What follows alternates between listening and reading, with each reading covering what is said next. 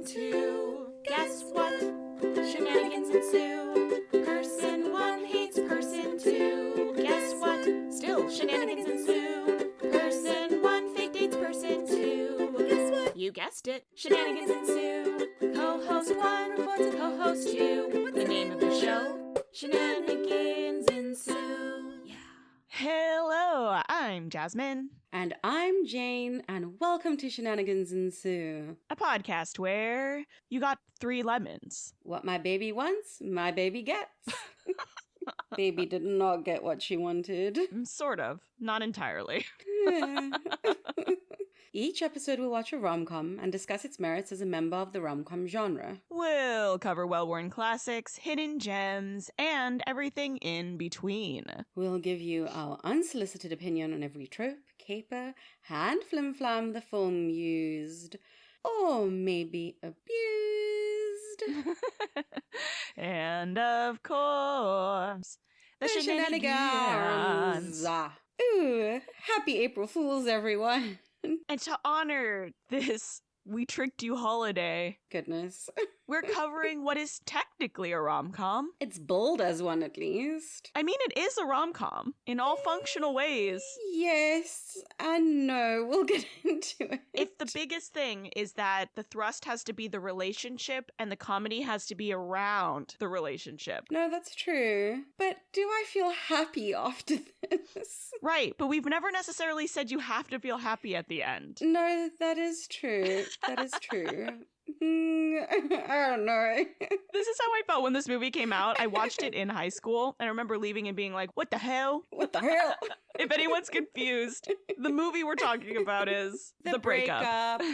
Which in and of itself, the name for that, for a rom-com is just, what? Breakup? Okay. But that's the thing, is like they told us what we were gonna get. Yeah, absolutely. We're going to a film about a couple breaking up. And boy, do we get it. Goodness. Yes. We felt it fitting for April Fools because it's kind of topsy-turvy in comparison to the movies that we usually do. I don't know. How do you feel about April Fool's Day, Jazz? I think some pranks are fun and most are not. Yeah, I'm right there with you. I think it's become misconstrued and it's more just like straight up lying. Yeah. And being like, ha, April Fools, I lied to you. And I'm like, okay, so where? Or like, I've publicly humiliated you, April Fools. Yeah, where's the finesse in this tomfoolery? Yeah. Like, I'm not opposed to a good prank. Nothing is coming to mind at the moment. There have been April Fools when I would be like, huh, that was a good one. Was it no one's expense or anything like that? But for the most part, it's just like mean-spirited and lying. Also, in this day and age with like all the lies and the fake news and stuff, or the real stuff that sounds like it should be fake.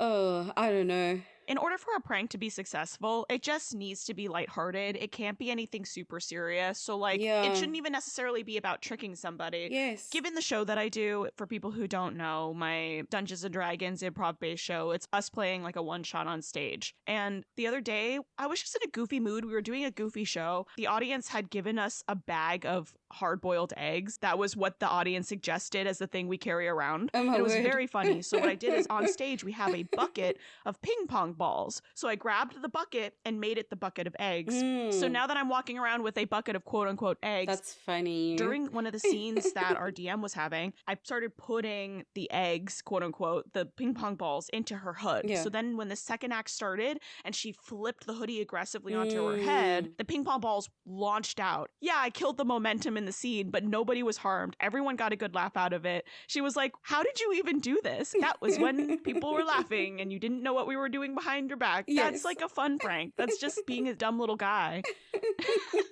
And I didn't hurt anybody and I didn't embarrass anybody. And it's in the spirit of getting a laugh for the show, which is the goal for the most part. I did think of one that I enjoyed. There's this very popular content creator called Sizzle DIY. Shout out to my South Africans. And the whole bit is that she has this friend, Marianne, who never speaks. Ooh. She's so cute. Go look it up. And then the April Fools, the title of the video was Marianne finally speaks on camera. And then when you click on the video, it's just Marianne dancing. That's cheeky. And it's like, April Fools. So I thought that was very funny, very cute. In line with the world that was built. Joyful. There are no stakes. Absolutely. Yeah. All right. Well, now that we've gotten our feelings of April Fools out of the way, shall we jump into that plot synopsis? Yeah, let's do it. When Brooke and Gary break up, neither of them wants to leave the condo that they share. So they start doing things trying to drive each other out. Shenanigans ensue. Question mark. Yeah. I'm glad your feelings are the same.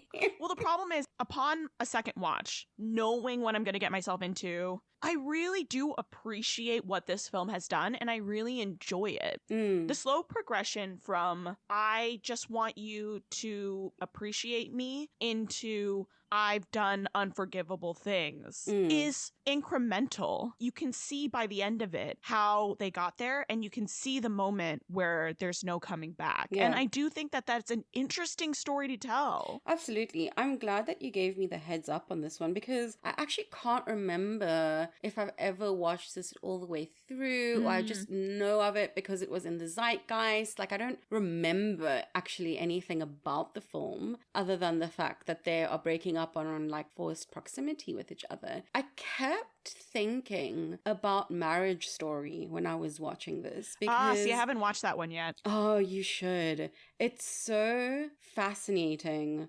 watching this relationship play out, and it's so real. But I'm glad that you warned me, because I think I would have been miserable if I'd gone into this expecting one thing. And like you said, I appreciate what it's trying to do. I think it's very true to life in terms of how the relationship disintegrates, if not necessarily all the antics, you know? Right. But it was rough. But the core of each piece is very real and relatable. Here's a guy who spent his entire life being quite selfish. This guy lives his life with main character syndrome. Yeah. And here's the woman who has contorted herself around him, finally standing up for herself, but doing it in the most toxic way possible. Yeah. So it's just so fascinating to watch. I was so upset because I think back then we didn't have the kind of awareness and language that we do now about weaponized incompetence, who is responsible for all the mental load, the silent labor, stuff like that. Yeah. So I think we didn't have the vocabulary for those things back then. And now that we do, and it's talked about more, it's so much more clear to see how it's playing out. And it's just, it's a tough watch. Like, I still think it's important, and it was very interesting how they handled it, but it was a tough watch. This film is not a fun little romp. No. I anticipate this is going to be a lot heavier, as like a content warning for people who are not interested in something heavy. Yeah, unexpectedly heavy. So there's another April Fool's thing for you. Gotcha.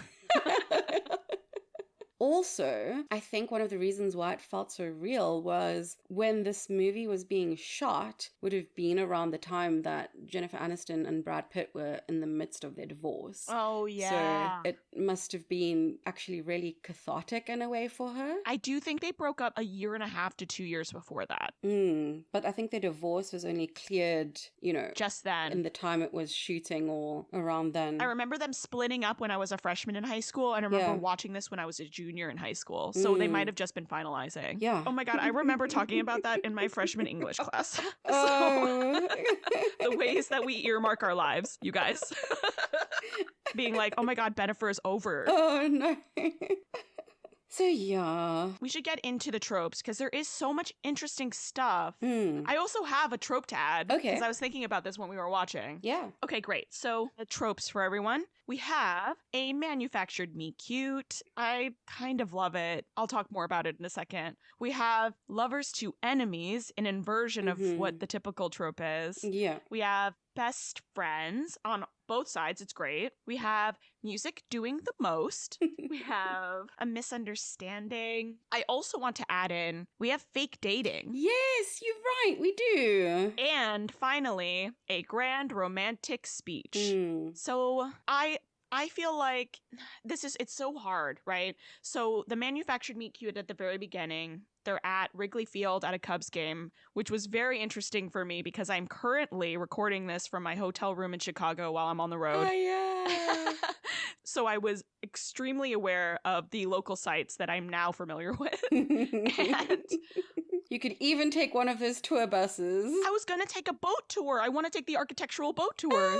Yeah, it's so funny. So I'm actually going to do that at some point before I go. But what I thought was quite interesting is I don't love the way that Gary handled things, but he told you who he was during that meet cute. That she proceeded to then have a relationship with him, and she had been dealing with that stuff for years, long enough to then buy a condo with him. It is giving I can change him energy, which people really shouldn't be bringing to relationships. No, because that was the thing for me. He's a pain in the ass. Yeah, like I was questioning, why is she fighting for this relationship and why does this work on her? Because the first part of the manufactured meet cute, fine, there's kind of some charm in buying too many hot dogs and using that as an in with her. But I wrote in my notes, leave her alone, like in all caps, because I was starting to get really uncomfortable with the way he just kept like following her and pestering her. It's so pushy. Just take the no, man. Even if she wasn't with another guy. Oh, it was giving, he's going to follow you home. Yeah. You know, it just so happens to be Vince Vaughn, who is very charming in his like man of the people sort of way.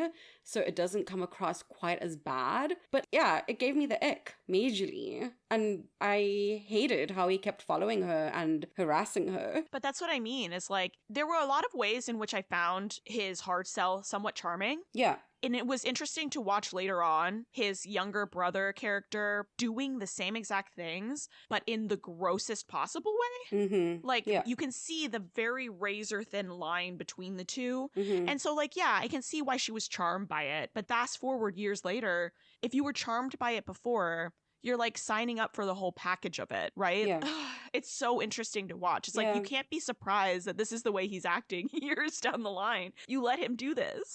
If this is how it started. And I don't know quite why they made him so aggressive with it. It walked a fine line for me, and at some point it just tipped over into leave her alone. I don't like this at all. Yeah. I think it was when she's trying to finally walk away. Yeah. Like, fully walk away at the end of the game. It just made me feel a little bit icky. Why not have her with some girlfriends, and then you can still have the dynamic of like, oh no, thank you, strange guy with a hot dog, but then have her slowly become a little bit more charmed by it. Anyway, I have quibbles. Yeah, but I mean, like, it worked for her. Yeah. She was into it. Yeah, I'm not. Yeah, and I agree. I don't think it would work, but like, he did a good job. Because he was very confident. A for confidence. Confidence is hot. Yeah. But for me, I'm like, why the red flag is going off is that if you can't accept my no for something as basic as, no, thank you, I don't want a hot dog, and you being so pushy with it, because I'm a recovering people pleaser, instantly I'm on guard. If you can't even accept my no for this, how are you going to handle me saying no for something where the stakes are a little bit higher? I didn't like it. Yeah, and he talked his way into her going on the date by the end of this cajoling. Yeah. Which is then a direct line into him talking his way out of helping her with the dishes. Mm-hmm. It's the same thing. Yeah. This is what I mean by like, you have to accept people as the package that they are. Mm-hmm. And then you can't act surprised really that the same thing is happening, but in a context you don't like now. People are interesting. Fascinating. He's not a good partner, but he has potential. Yeah. But manipulating him to get there isn't the way. No. This relationship is so interesting.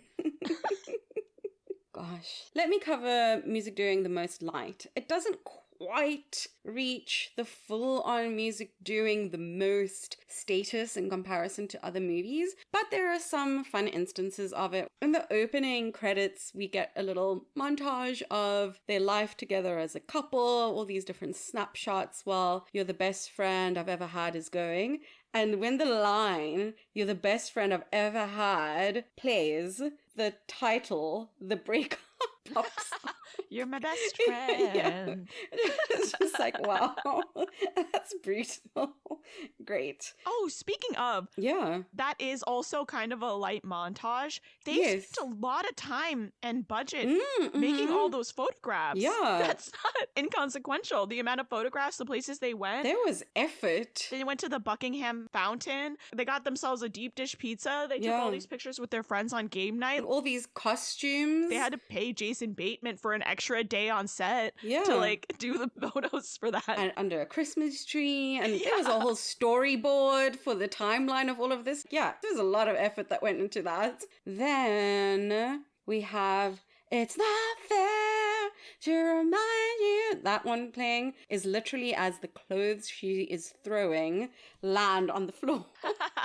She's chucking his clothes up. Yeah, the Alanis Morissette starts playing and the guys are like, we gotta go. Yeah. Then we have her walking back to the apartment and we seeing the aftermath of the strip poker. Oh god, I hate that scene so much. It was awful. It hurts. And what was playing was Crazy Little Thing Called Love, which was just so counter to what we were seeing. Okay, then we have Brooke's brother and the a cappella group doing the most. I love Brooks Brothers so much. Gary said of the lounge, "This is my bedroom. I can do whatever I want in my bedroom." And Brooke took that and allowed her brother to practice with his a cappella group in her room specifically. So good. And then the last instance is right at the end when they re-meet after the breakup. Spoiler alert, they do stay broken up. And as they're walking away from each other, we have I Can See Clearly Now the Rain Is Gone. And that plays us out. Yeah. Do you think they get back together since we're talking about the play out? I hope that they don't. But I think they left it open to interpretation. Yeah. I do think that in the world where timing is everything, they are in a much better place and with a much better understanding of one another to actually make a good go of it this time. But I think that too much damage was done. Mm-hmm. If their breakup wasn't as toxic, they would stand a better chance. But no, I don't. This will be one of the more interesting do they make it that we do in the after the episode content. Yeah. If they get back together, do they make it? Yeah. I think that they're much more likely to make a good relationship out of what they have now. I just don't know that either one of them can get over the heartbreak and the bullshit they put each other through. Exactly.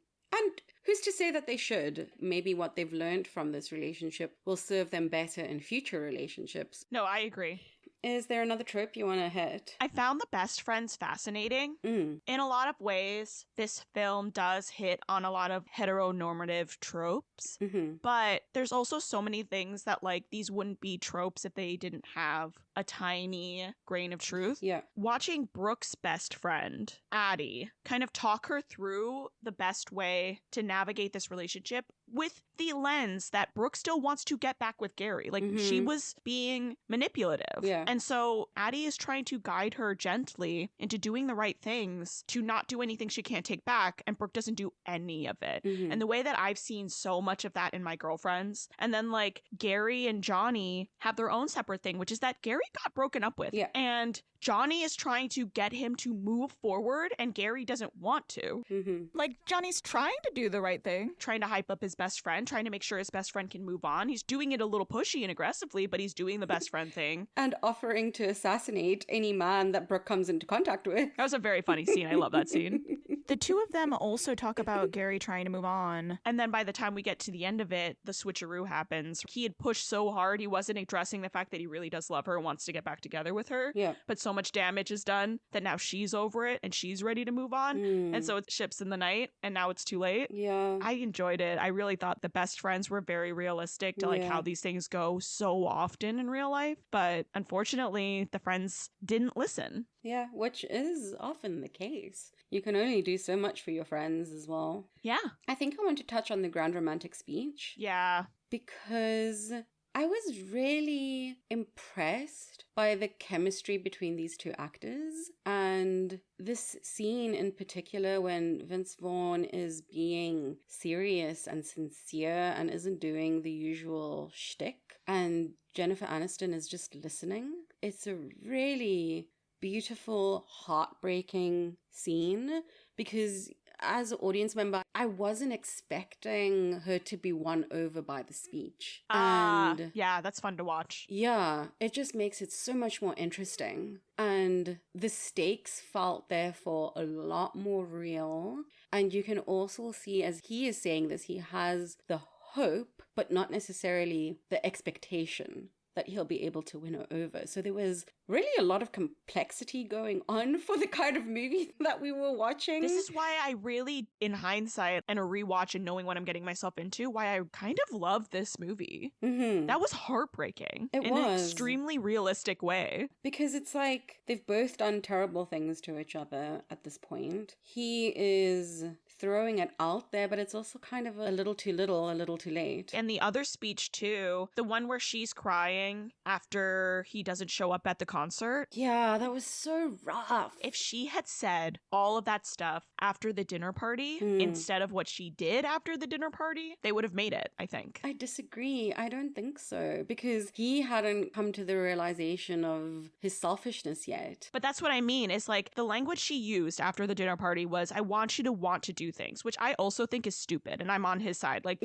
no one wants to do the dishes. You're not communicating clearly. What she wants is someone who sees that she needs help, who values her. All the things she said after he doesn't show up at the concert, that's the speech where he realizes, oh, I fucked up. He didn't internalize any of his selfishness before that speech. And I really wish that he had gotten the speech earlier. But that's putting a lot on her as well, saying like she should have given that speech. He should have been arguably showing up as a better partner. No, absolutely. I'm just saying that the communication was bad between the two of them. The communication was so rough. That speech was so beautiful and so communicative of what she actually needed instead of her being, frankly, manipulative at the beginning. The thing is, as well, we haven't seen, I mean, we saw it in a montage, but we didn't see their previous however many years of relationship for her to get to this point where it's like, why can't you understand? It's not about the lemons. It's not about the dishes. What did it look like leading up to that? Like, how were they communicating or not communicating around this party? Like, clearly he has no investment in what's happening. It hasn't been planned together. She didn't also say what she wants the lemons for. Right.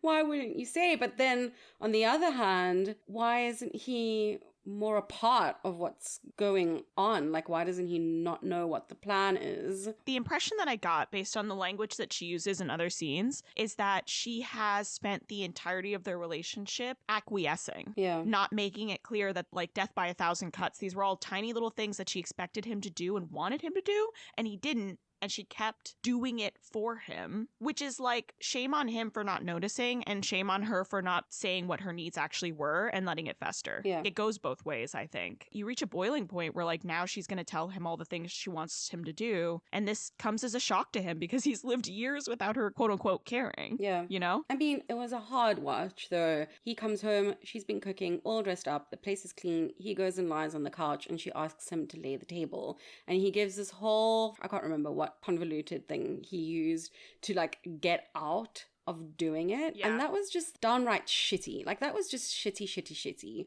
Because she said very clearly, could you please lay the table? I'm swamped here. And he was just, like, making excuses that she would do it better, that she's done this whole thing so well.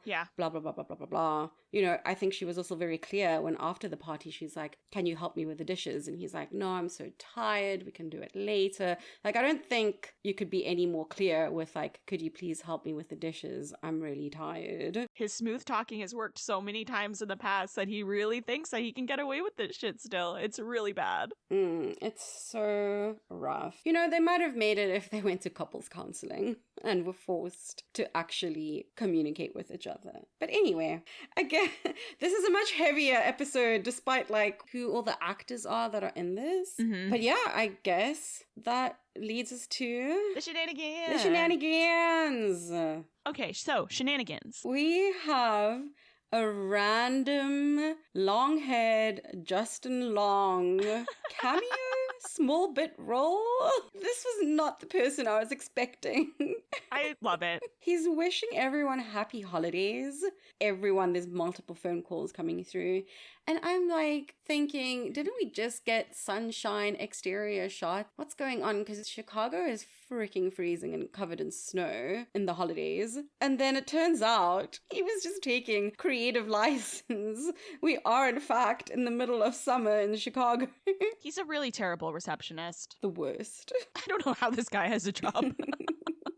Brooke's brother finding an insane way to pivot the entire dinner party into doing ad hoc a cappella. My word.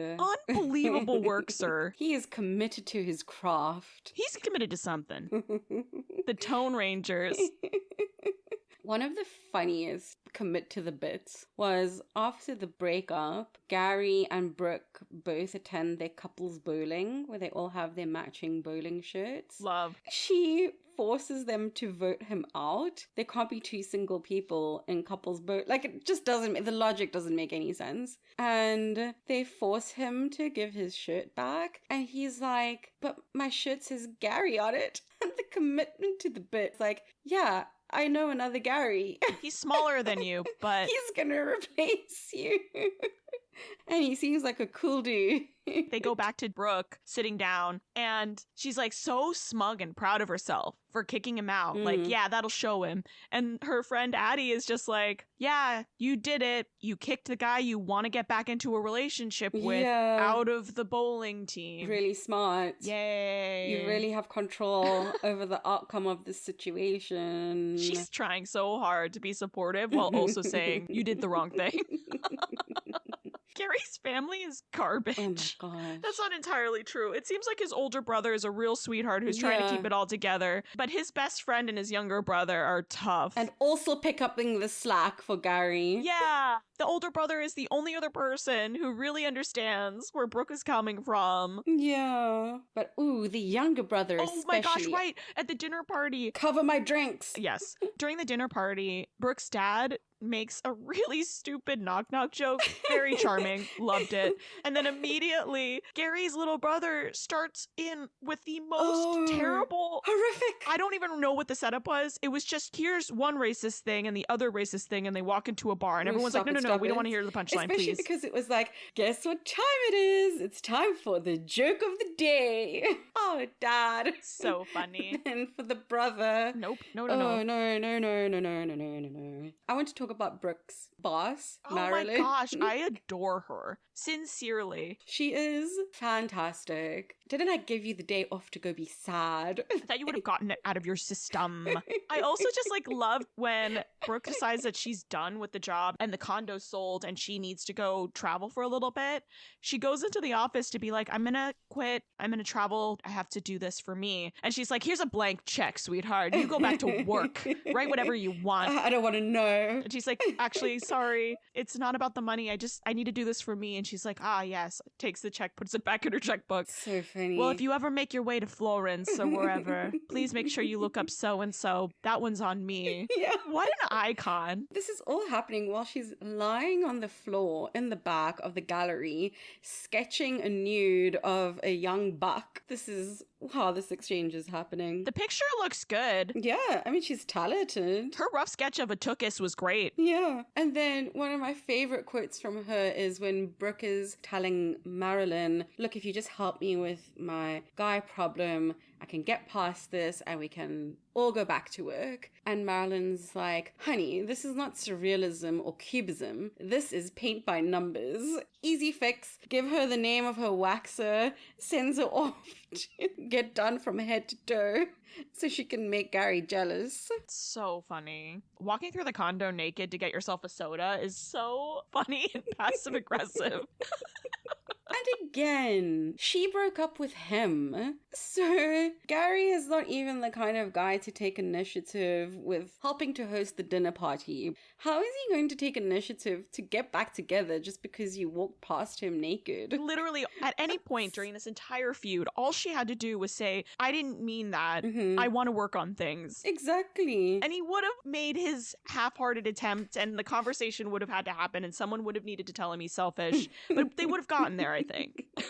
Terrible. Then with the fake dating stuff, So bad. the second guy that she brings around, who she just like sort of leaves there while she pretends to finish getting ready to make Gary jealous. When she comes back out, the two of them are playing I cannot. video games together, and she's like, you ready to leave? And he's like, can we just finish this game quickly, please? Like, we're doing so well. This was another one. You decided to overplay your hand. Yeah. You wanted to be manipulative, and it backfired, girl. She gets out of the cab because this guy won't stop talking about Gary. Yeah. As she gets out of the cab and closes the door, he leans out of the window, and he's like, wait. And she's like, and he's like, please give Gary my number. Yeah.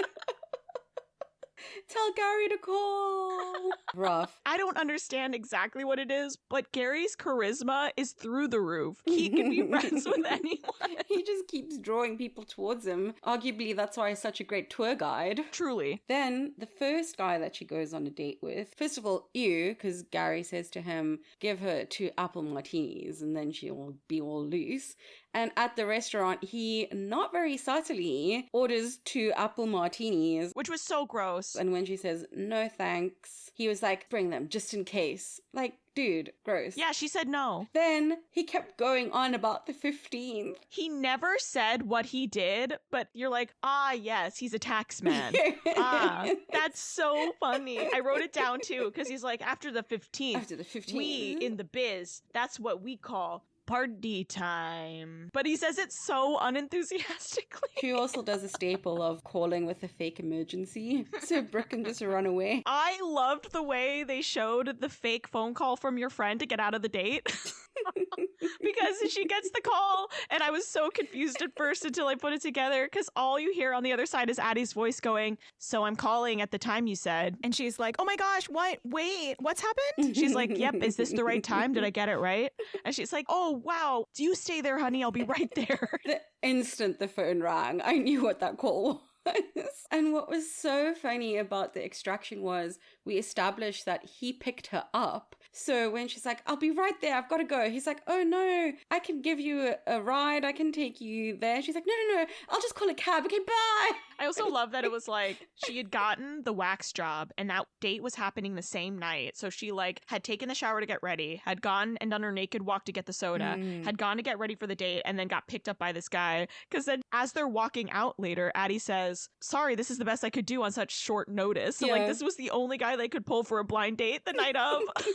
Probably just like a few hours before. Incredible. The missing the concert thing. Do you have more clarity on that than I do? Because I was just like, why did he miss the concert? Why didn't he text her? Also, why when she asked him, didn't she just give him the ticket there, or did she pick up the ticket at the event and just left the other one for him? Like, I was so confused as to why he agreed to go in the first place only to stand her up. It wasn't important. Oof. She said, we're broken up, but I don't want to waste the ticket. Do you want it anyway? From his perspective, she's been going on dates with other people. I guess she can't find one of these men to go with her, but it's not important. She didn't say it was important. She just said she had an extra ticket. She didn't say she wanted to go with him. Yeah. So, but it's still, again, the communication. Exactly. Because she's like, I was thinking of taking my friend, but I got it for you initially. So if you wanted to go. It was an olive branch that he didn't realize was an olive branch because she didn't say it clearly enough. But even so, if someone's inviting me to something, even if it's someone who I'm not close friends with or romantically involved with, if I agree to go and I decide not to go, best believe I'm going to text you at least. Yeah. So you can maybe find someone else still to go, or try and sell the ticket last minute, or do something rather than just leaving this person waiting for you all night. Granted, he didn't think that it meant that much to her, but it would take 3 seconds to be like, hey, sorry, I can't make it. And he wasn't doing anything else. I just think that it was like because it's a concert. And he was like, yeah, how much are the tickets? I'll buy both of them from you, is how it starts. And she's like, no, I'm going. Yeah. From his perspective, it seems like she wants to go and watch this concert. So like, this is something she wants to do with or without him. But then why agree to go rather than just say, no, I'm good, thanks. See if you can take your friend. I don't know. Well, because it's so last minute. This is what I mean, though. It's like the communication. Yeah. She comes in the day of the concert and it's like, I couldn't find a backup. I have this ticket. No one else can go, is how it sounds. Yeah. I'm basically throwing this ticket away already,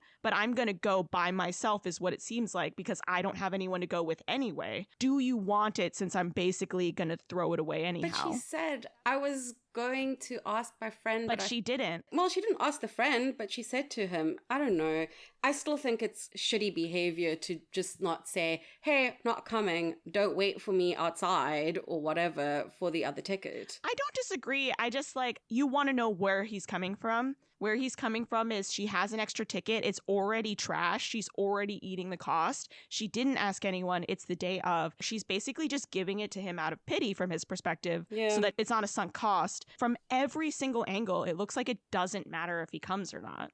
He should text her, but she did not clearly say that any of this was important. And especially with all the breakups and all of the guys that have been coming by and everything that's happened. I don't disagree with him not going. I just disagree with, again, the lack of communication between these two. Like, I think it was totally fair within his rights to be like, thank you for the gesture, but I don't want to go or whatever. But to say you're going and then just not pitch, I don't know. And I think that's also kind of what solidified my thinking in, like, I don't think they should give it a second shot. This is so heavy. No, I mean, that's what solidified it for her too. That was the day where she gave up. Yeah, absolutely. But like, it took her getting to a point where she's now given up fully and she has no fight left for her to actually say what she was feeling and wanted all along. Yeah. And it shouldn't take that long to get there, because that means no one's on the same page. We're so complicated. The reason why I don't like the way she invited him is because she set him up with a test that he didn't know he was taking. Yeah.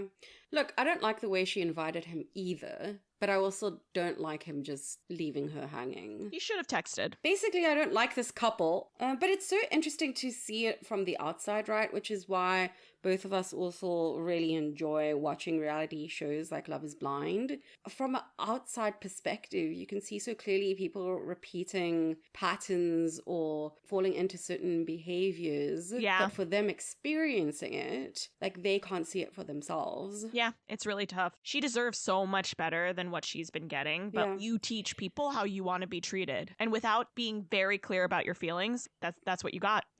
Well, the heaviest of heavy rom-coms, apparently. So before we move on, I want to go through any other fun shenanigans. Yeah. The a cappella group fight was incredible. So unexpected. Who knew that Brooke's brother had like a black belt in some martial arts? Incredible stuff. Oh, Jason Bateman's character being their friend and realtor. Yeah. It was so funny. After the nightmare of a game night where all the friends realize that they can't get back together and this is actually over, he's like, as your realtor, this is a good investment and you should hold on to this property. It's really hot and the market's only going up. But as your friend, you need to sell it and just split the money and go your separate ways. You know, what I would like to do as your friend is not take a commission. Company policy dictates that I can't do that. I must continue to take my commission. But, you know, in a perfect world, I wouldn't do that. I'm just letting you know that's how much I care about you, that I wouldn't. If I could, to be clear, I can't. Yeah. But and then I think it's him, Jason Bateman's character, who's brought his new girl over to game night, and she's just experiencing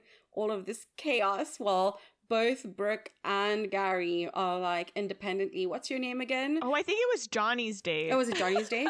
But because Gary asks second, Brooke can be like, her name is, say, Melissa, you asshole. Literally. Like, how do you not remember?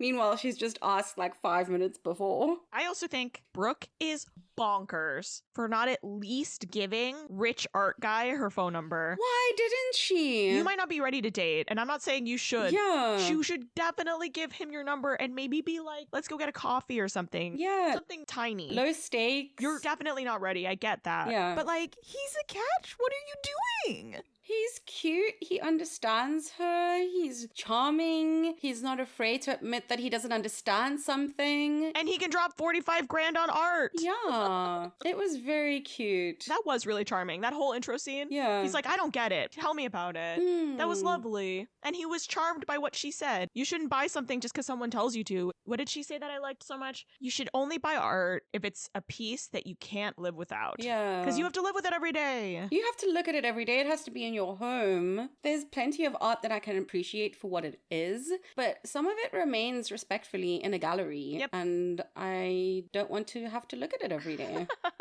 And I also really appreciated the sweetness, or rather the bittersweetness, of the final moments in the apartment while it's empty, when they're saying their goodbyes in that moment. He's cleared out all of his things. There's maybe a couple of pieces of art left on the wall. She's going to grab that stuff later. He says his goodbyes. They look wistfully out windows. And she says to him, there's 1,000 things I would have done differently. And then she starts the conversation like she's joking. Oh, I meant about the architecture and the interior design of our home. Like, I would have moved the couch over here. I would have done this with the blinds. And then she pivots and says, because if I had done that, there would have been plenty of space for a pool table the whole time. Mistakes were made. Yeah. And his return was, well, that big couch came in really handy these last couple weeks. So it's kind of them both apologizing to each other in a way. Too little, too late, but very sweet at the end. Mm-hmm. Oh, and finally, the last thing. I know game night was an absolute disaster, but that was very clearly a sock that she drew, and the rest of them are idiots. Yes, it was a sock. That was obviously a sock. How much more clear could it have been that it was a sock? Unless you want to go for like a Christmas stocking, but then you would have added the little loop at the end of it. And then I would have said stocking, Christmas. Exactly. Now you know who not to play Pictionary with. Come on, get it together. Sorry, I'm very passionate about game night. Me too. That brings us to a fun fact fail. As far as rom-coms go, I kind of consider this in its own separate category as a fabulous fail. Oh, interesting. Yeah, a fabulous fail. I like that. Because it's a good movie and a miserable rom-com. Yeah, which is why, like off mic a little bit, we were chatting beforehand, and I said, I'm kind of leaning towards a fail as a rom-com, but I still was captivated by the movie. Yeah. I found it such an intriguing watch. So I do like a fabulous fail because as a rom-com it does kind of fail. I'm not in my warm ooey gooeys. It's not a happy ending. And the thing is as well is that I'm not opposed to unhappy endings. In fact, I would have been really unhappy if they'd ended up back together. Yeah, after all of that, absolutely not. If they had reconciled, woof. That doesn't feel like a fitting place for these characters to end up. So I do think it's the right ending. It's just not the kind of ending that I'm looking for when I'm looking for a rom-com. It's not why people watch rom-coms. No, not at all. I still think it's fascinating. I think it's an important story to be told. It is also a bit of a tough watch sometimes because I think you're supposed to be laughing a lot more at the things that they do to each other. And it's not funny. Almost 20 years later, it's not funny. It just makes me sad. I didn't laugh at the time either. I think the only people who are funny are the characters around the couple. I do find it interesting that they played a lot of tropes, like her doing the fake dating to make him jealous, like him doing his own thing to make her jealous, like things that in other movies they tonally film so that the audience is laughing. We are clearly not laughing in these instances. No. In real life, and when the tone is a lot more realistic, these are not funny things to do to other people, and especially not people you supposedly love and care about. Yeah. It's good to have a reminder that like we watch these things and they can be funny when we want them to be funny, but ultimately like please don't do this in real life. No. Your mileage may vary. It was so interesting. Like, I forgot about this moment until it was coming up, and it hurt me all over again the same way, is when she comes in after the strip poker thing, which she's only there at the tail end of because she decided to not, quote unquote, embarrass herself by showing up from the date early, having clearly canceled. She instead went and hung out at her friend's house while she put the kids to sleep and did the whole bedtime routine. She thought it was a better use of her time to kill time there to, make him jealous. And so when she shows up and they're having the dance party in the living room and he's drunk and he's got like dead glazed over eyes and he sees her and she sees him, it's just so painful. And everyone is partially clothed, and it's just a lot more graphic than I was expecting, actually, from this kind of movie. Yeah, they were both playing shitty games with each other. Yeah. And shitty games are funny in other rom-coms, and like the reality of it though is not fun. They clearly hurt each other. Yeah. These little like lenses on the genre are quite interesting. It just doesn't make for what we came here for. It's not fun to participate in it that way. Especially since it is being advertised as a rom-com. Like, I'm going into Marriage Story expecting to have my heart ripped out of my chest and stomped on. Yeah. I'm not expecting that from this movie with these particular actors. Not just the leads, but all the other actors that are in this. It was very much that lead in to the subversion of the genre. And this was kind of that little transitionary period. Yeah. Like, we're going to get knocked up really soon, right? And so, like, yay, we subverted the genre, but like, you've hurt people in the process. Once we stop recording, I'm going to go and watch the trailer to see what they were going for tonally, because I think that would be interesting to see how it was intended to read 20 years ago. Yeah, we'll see what they put. I don't remember the trailer. I do remember expecting something very different than what I got, though, so I do believe that they build it as a traditional rom-com. Yeah. Well, that leads us to our favorite segment. Give me the cheese, please. Okay, I'm ready. 3, 2, 1. Farmer's Food-style cheese. cheeseburger. Ooh, food styled? Like food styling. Oh. You know, when you style the food for the commercials. That's so funny. Understood, yes. Okay, good. I knew you'd get it once you knew. Yeah, none of this is real. Yeah, okay, great. We're going out of order. Oh, true. A glimpse behind the curtain. Ooh, breaking the fourth wall. We're recording all of this out of order right now, so it doesn't really matter who goes first, I guess. Getting a real peek behind the scenes here. Because the episode we recorded the other day, I went first. Do you want to go first? And I'll just remember, or probably not remember, but... Okay, so I went with farmer's cheese. And the reason why is I just went with substance. This film is a good film. It is not a rom-com. It is a rom-com, but it is not a satisfying rom-com. You're not getting like sweetness. You're not getting like zinginess. You're not getting that ooey gooey cheese, right? Farmer's cheese doesn't really melt. It is not something that you would put on a cheese board. It is a food staple of the millennia. It is bland. Not that this film is bland per se, but we're doing this for nutritional reasons. We're not doing this for fun. Yeah. This is a learning situation. This is a learning activity. Yeah, this is an exercise in learning, not an exercise in enjoyment. We are going to get what we need, and it's going to be bland, and you're not going to have a particularly nice time or enjoy, but you're going to get something. And as a food staple of many cultures over time, I feel that this should be a staple of people who are having trouble in relationships and maybe not looking inward. Doing that inward reflection. Yep.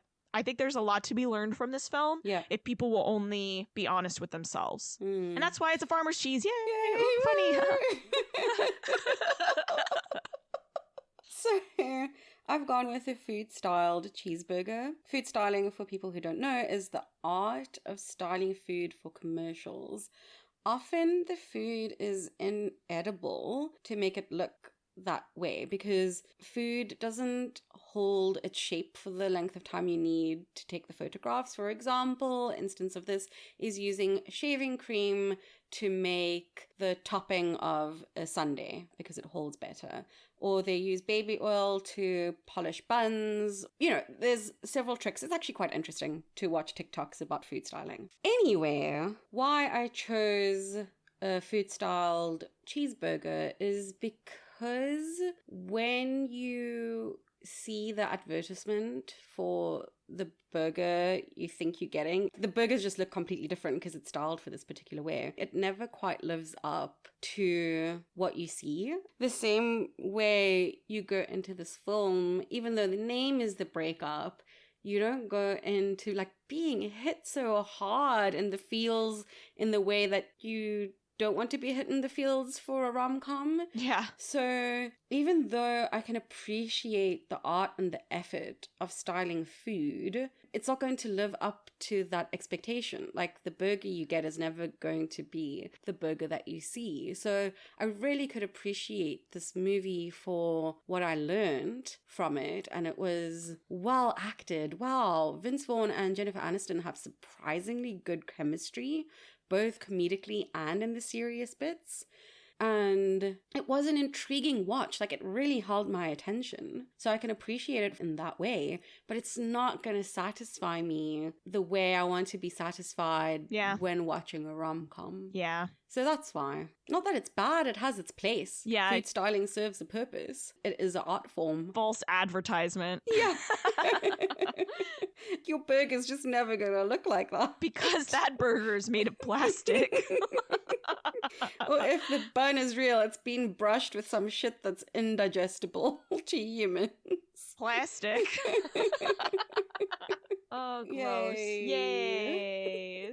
Well, everyone, there you have it. That was our discussion of The Breakup. Let us know your thoughts on the movie, any shenanigans we may have missed, or what cheese you think it is. You can follow us on Instagram at shenanigansensuepod, or you can email us at shenanigansensuepod@gmail.com. We hope you'll join us next time, and until then, all I want to do is make you smile. Bye. Oh boy. Low-key, I'm kind of disappointed by the fact that we didn't get what we see on the poster. Oh, like tape the room in half? I hope this wasn't too much of a bummer to listen to. We've promised nothing. Arguably, you could say we promised our unsolicited opinion on every trip, caper, and flim-flam. There were plenty of capers. They were just not fun. Well...